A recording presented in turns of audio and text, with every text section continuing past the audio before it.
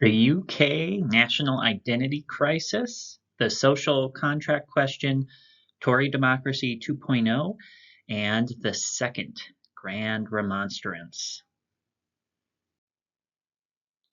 One reason I have been so interested in the United Kingdom over the last few years was the build up to the Brexit vote and its post fallout and ramifications in the UK.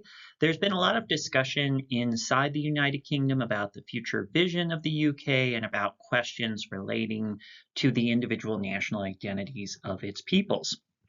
I think it's important to emphasize that these discussions tie directly to the social contract question in the United Kingdom, but overlap with the future of the UK economy and by extension, the economic future of its citizens.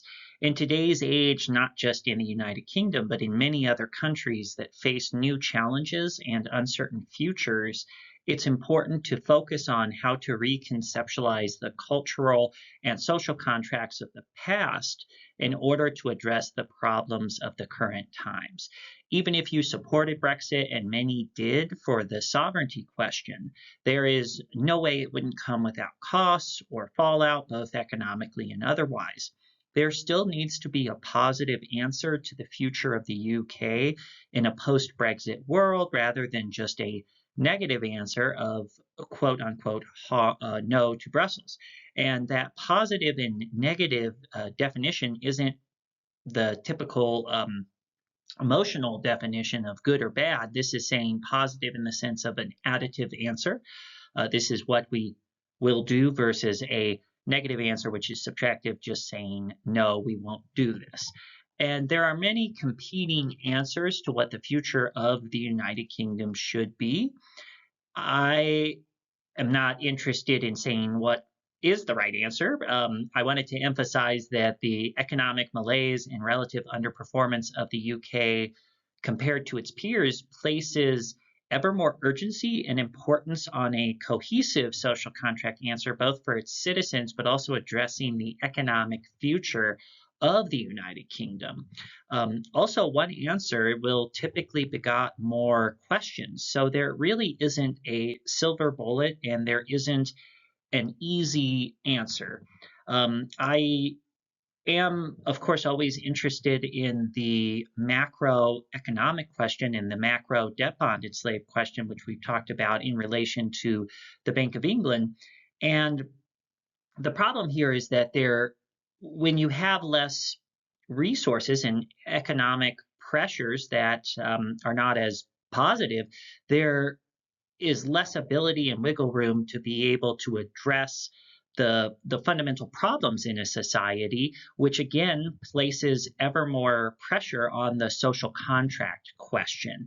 And once where the UK Parliament members were able to boast about the old lady of Threadneedle Street was long on life and long on credit, and the Bank of England was arguably the greatest asset that Parliament had in terms of being able to fund fund whatever problems presented themselves to the nation, whether that was war or social political questions.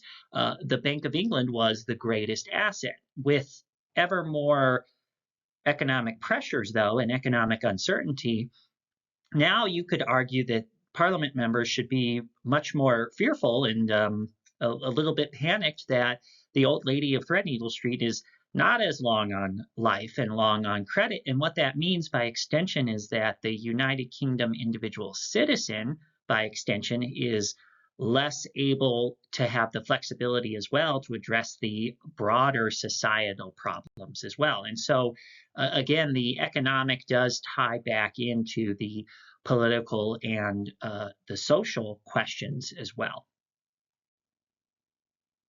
An answer to the social contract question and a way to address the long-term future of the United Kingdom that I crafted and theorized for Rishi as Prime Minister and the Tory Conservative Party was Tory Democracy 2.0. If you remember in my previous video that I had crafted and worked on monetary economic fiscal theories that I had attempted to apply in the United Kingdom, which is why I went to try to pitch Rishi as prime minister in order to apply those theories. But in order to apply the theories, I also worked on creating political theories for Rishi as prime minister at the time to run on in terms of the election, but also to address other political and social issues in the United Kingdom as well, with the hope that he would be able to win re-election, and then I would be able to apply my monetary and economic fiscal theories with working with him as prime minister. Now, Tory Democracy 2.0, which I designed for as a vision for the Conservative Tory Party and for Rishi to present, is a reconceptualization of original Tory democracy, which was originally created and crafted by the gentleman in the photo here, which is Benjamin Disraeli. Benjamin Disraeli is important for a number of reasons. He, number one, was the founder of the modern political Tory Conservative Party, but he also is a founder of modern UK electoral politics and the political election system in the United Kingdom. He also, through a series of reforms, was a champion of and implemented mass democratic politics in the United Kingdom as well. And so Benjamin Disraeli is not just an important figure in UK history and Tory Conservative Party history. He's a critical figure in democratic political history, but also modern politics in general for election modern politics as well in global history. And I was using Benjamin Disraeli through a Burkean, Edmund Burke, small c conservative reinterpretation, which was really me utilizing Benjamin Disraeli and the past history of the Tory party in order to create a modern a theorem and platform to address the social contract question of the United Kingdom today. Benjamin Disraeli, in many regards, was able to address the social contract question of the United Kingdom in the 19th century. And due to his success and his platform of Tory democracy, in a lot of ways, the United Kingdom avoided much of the political revolution and volatility that was seen elsewhere in Europe and also the rest of the world as well. And so he's very important. And I crafted my own version of Tory democracy, but updating it for today's age. The first key component of Tory Democracy 2.0 is economic policies to benefit ordinary citizens. This was similar to Benjamin Disraeli's original Tory democracy, and I had crafted a number of platform policies for Rishi as prime minister that were, for instance, a primary example, which I had discussed in the last video, was the United Kingdom Private Citizen Counter-Cyclical Capital Buffer Program, which I designed as a way to address the most at-risk banking clients in the United Kingdom in order to create a margin of safety in case there is a insolvency event, a counter-cyclical event, where a individual citizen, for instance, has a job loss or some sort of unexpected, like a medical event or some other unexpected event that would act as a buffer, a margin of safety buffer for those individual citizens. And the goal was to address, around 10 to 22 million at-risk UK citizens. There were a number of other economic policies as well.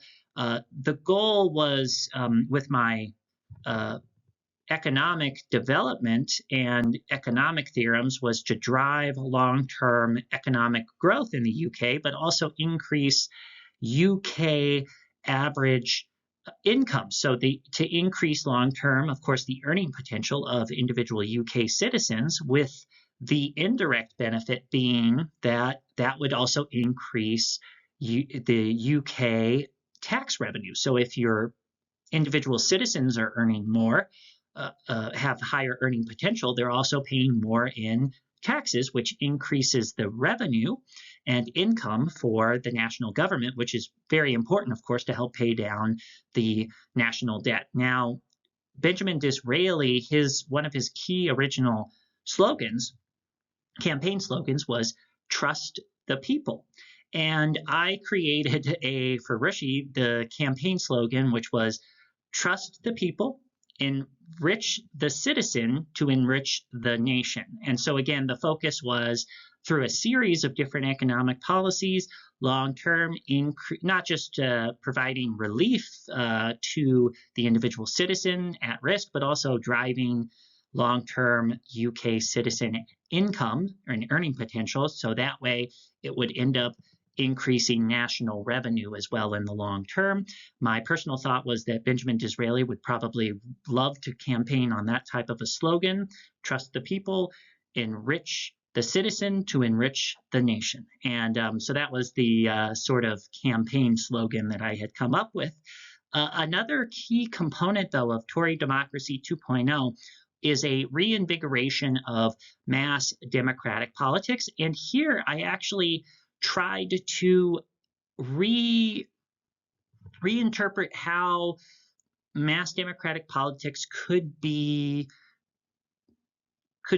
applied in the modern world today. And for instance, what I created was the idea and framework for two different types of policies at a national level to re-engage citizens and to make them feel more, not just to involve them more, but also to make them feel more empowered at a local level and at the national level, that they had more direct say in governmental and spending affairs. And so the first sort of platform or strategy was a strategic devolution direct to the citizens. And when I'm using that term devolution, I'm not using it in the term of devolving powers or authority to another governmental authority, for instance, another parliament or local town councils. That would not address the legislator dilemma, which just means that there are, of course, disconnects between the elected official that is supposed to represent the people and the people themselves and their interests. And so oftentimes we see a disconnect between the interests of the legislator, which may oftentimes they conflate their own self-interest with that of the interest of the people compared to the interests of the people themselves. And this would take the form of, as I proposed it, that there would be certain revenues, a low percentage of revenue at the national level that would actually be decided upon. So those revenues would be separated from a budgetary perspective from the rest of the budget, which of course is decided on and voted on by Parliament. For the October budget that was being proposed by Rachel Reeves and needs to be approved. So those separated budgetary revenue streams or segments would then be voted on and decided on by groups of local citizens in the sense that they would determine through the citizen support action groups where they would want those spending priorities to be over a period of time. I had suggested a 10-year period, so essentially local citizens would be able to collectively vote on, here is where we want these monies to be prioritized and spent in order to, the hope was, address local solutions for local problems, but also to empower the citizen and the taxpayer and the voter, that they had more direct say in specific spending priorities by being able to actually vote and say, these are our top priorities, this is where we want the money to go, and that money would go towards those priorities regardless of what the government administration in power was deciding on in with the broader general budget. Because again, this isn't all the money, but it was taking a portion and strategically devolving spending control directly to the citizens themselves. This way, they would feel more involved, more empowered, and they would have a direct say in that money, where it would go. And so that way, the local citizens, in a collective sense, not individually, of course, but in the collective sense, a majority would be able to prioritize the spending for local problems based off of their priorities. And that is, as I was suggesting it, a form of reinvigorating and reinterpreting mass democratic politics. I also wanted to reinvigorate civic engagement at the local and national level. And again, this was through the citizen support action groups, as I had suggested and sort of conceptualized it. They wouldn't just vote on, this would be the vehicle for voting on the spending priorities, but it would also act as a way for citizens to hold government officials accountable and also act as an auditing. Again, this was designed for Rishi, and so the thought was, well, let's use these citizen support action groups as a way to audit and help check and balance local and national government spending, in the sense that they would act as auditing groups that would help act as a check and balance against government inefficiency, corruption, and overspending, or, insert whatever bad thing you want to. There were a lot of other different ways that the citizen support action group could involve and engage the local citizen. And I also thought about the fact that that could be a great vehicle to help mobilize volunteer efforts as well, to be able to make positive impacts in local solutions to local problems as well. But the main goal for that was, again, to be able to re-engage citizens directly, to make them feel more involved in not just the decisions, but more involved in the entire process of modern democratic politics. And by engaging the citizens and making them feel more empowered, the hope was that this would make individual citizens feel that they had more control in the overall governmental affairs. And thus, it would help alleviate some of the negative effects of the social contract question, because they would themselves be more involved and more in control of much broader macro problems and decisions. And again, this wasn't a full devolution. It was just a strategic devolution, direct to the citizen, not direct to another governmental body, but to involve the citizens themselves on a mass direct way. And so these are just kind of a high level framework that I created. There are, of course, many more specifics, but this was what I had created as a vision for the conservative Tory party, and for Rishi to present to the nation as a reinvigoration of not just Tory democracy, but as a reinvigoration of mass democratic politics. I personally thought that this would be something that, Benjamin Disraeli would probably support and run on himself if he were a politician in today's age. And again, it's all influenced and inspired by Benjamin Disraeli's original Tory Democracy. My thought being that, well, you can't get much more Tory than Tory Democracy and Benjamin Disraeli. So that is broad outlines of Tory Democracy 2.0.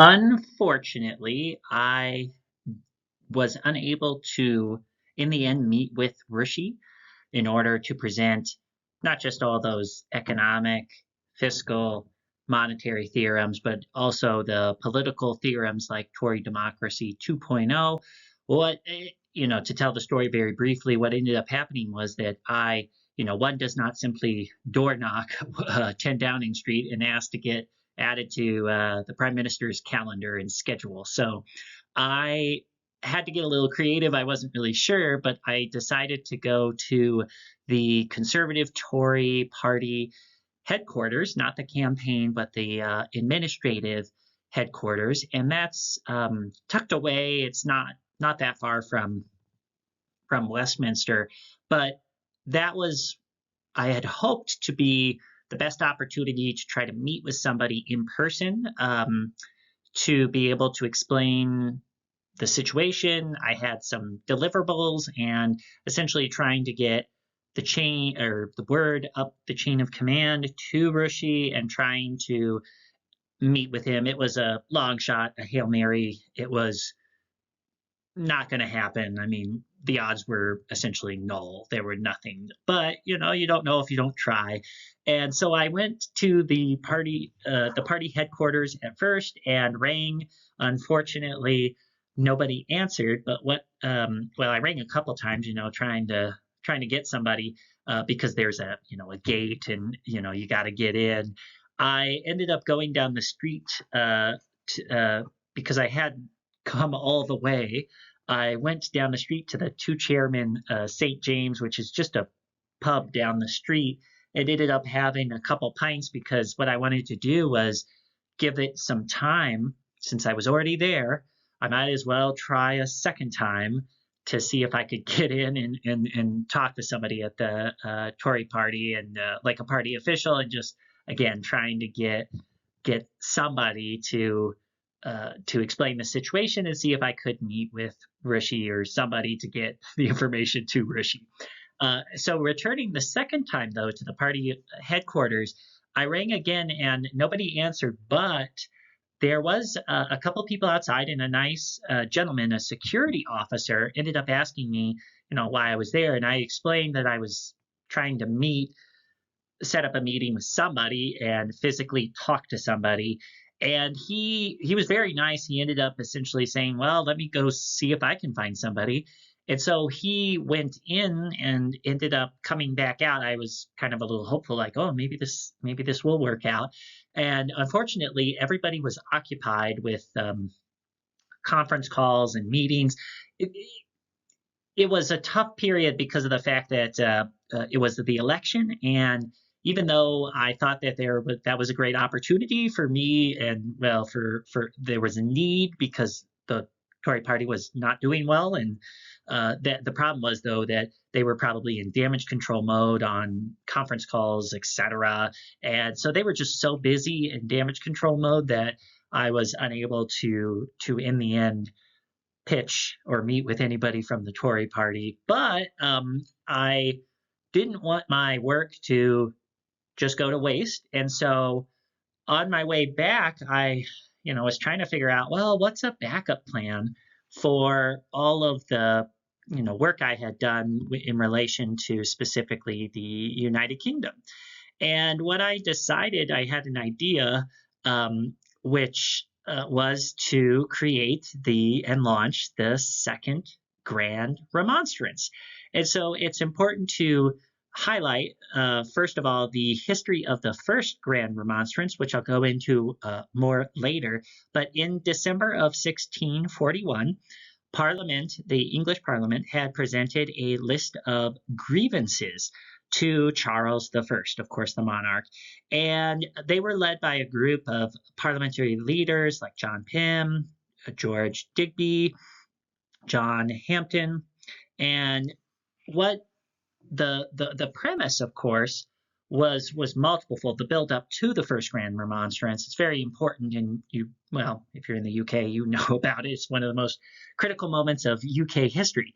But it really, I would argue, one of the most important key grievances or series of grievances were economic related, and especially around taxation. This was, of course, important to UK history and the development of Parliament, which is their powers of taxation and spending and being able to be involved in that process with the monarch. And of course, in Charles I's situation, it was there was a lot involving ship money, and the fact that ship money was being, charged where it shouldn't have been, etc. Lots of other grievances. I thought about a reconceptualization of the first Grand Remonstrance, which would be to use the second Grand Remonstrance as a list of national grievances. Of course, initially my thought was the grievances related to the long-term financial stability of the Bank of England, the old lady of Threadneedle Street, and the conspiracy of silence in relation to her problems, and by extension, the individual citizens' problems. If the national fiscal problems become too large, and the fallout and systematic risk to the individual citizen as well.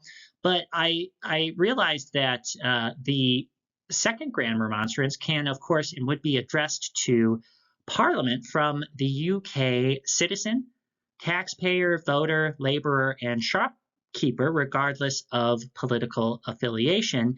And it's sort of a reversal of roles, because compared to the first Grand Remonstrance, of course, Charles I was the problem, but now we have a third Charles, Charles III, and Charles is not the problem. Parliament is the problem as the authority responsible to act. And in regards to potential, when I use the term abuses, I'm referring in a broad sense, not physical abuse, but any sort of abuses against the nation and the individual taxpayer, the individual citizen, the individual voter. This is the best vehicle and instrument in order to address all of those issues to Parliament. And my thought was, again, that if you know the history of Parliament, you know that the first Grand Remonstrance is the most important piece of UK parliamentary history, in the sense that it really empowers Parliament in as an authority to be able to be the primary authority of decision making in the country. And this is a way for the people, in an aggregate sense, to not only address their grievances against Parliament, but it's a symbolic way for the people to state to Parliament in their own, from a parliamentary sense, using their own history, that this is something that needs to be addressed. And it's so important that it parallels the first Grand Remonstrance. And I also thought that the second Grand Remonstrance would be a vehicle and instrument of national unity. Again, a way to unify all the different peoples, regardless of your background and political affiliation, whether you're a supporter of, the Tory Party, the Lib Dems, Labour, SNP, doesn't matter. This is a way for you to unify as a people to be able to address grievances to Parliament. And in order to ensure those grievances are addressed and acted on, I also thought about just going ahead and creating a national UK, United Kingdom Citizen Support Action Group, to be able to act as the vehicle, again, to engage and organize citizens, but to be able to collect grievances and aggregate them into the second Grand Remonstrance, but also to be able to keep governmental officials accountable to addressing the grievances and making and presenting solutions to those grievances. Because it's not just about grievances. This is about, not just about problems. It's about addressing those problems with solutions in the long term. And I also am inspired by the history of the abolitionist petition campaigns and politicians and activists in the UK. Specifically, I was thinking about and inspired by the abolitionist petition campaign after Castlereagh returned from, in particular, from France with a treaty that he was able to secure some concessions on the slave trade with France at the time, and he was, sort of touting that as a success. But what ended up happening was that the abolitionists, very quickly, they decided that no, that's not far enough, and we want Castlereagh to get more. And in particular, they wanted to have Castlereagh go to the Congress of Vienna and secure certain concessions on the slave trade. And what ended up happening was, a very quickly after Castlereagh returned, and he was actually kind of boasting it as a success, it ended up becoming a quarter of the UK electorate mobilized and signed petitions that flooded Parliament, and ended up tying Castlereagh's hands, where he had to go to the Congress of Vienna and secure even more demanded by the UK electorate, because again, a quarter of of the electorate told Castlereagh, "Hey, we want you to do XYZ, and you need to get it done, or you're going to lose our support. Your government's going to lose our support." And Castlereagh may not have liked it, but he understood he had no choice, and his hands were tied because a quarter of the electorate had mobilized and flooded Parliament with petitions. And so that is sort of a broad outline of the Second Grand Remonstrance. I'm going to go into it more in the next video.